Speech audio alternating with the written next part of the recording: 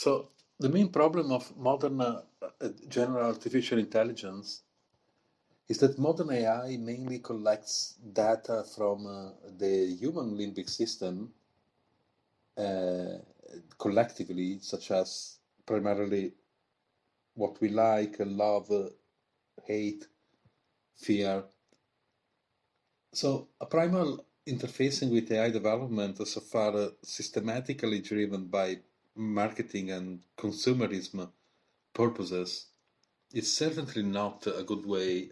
neither a good start to decrease the future gap, increasing gap between human thinking and artificial thinking.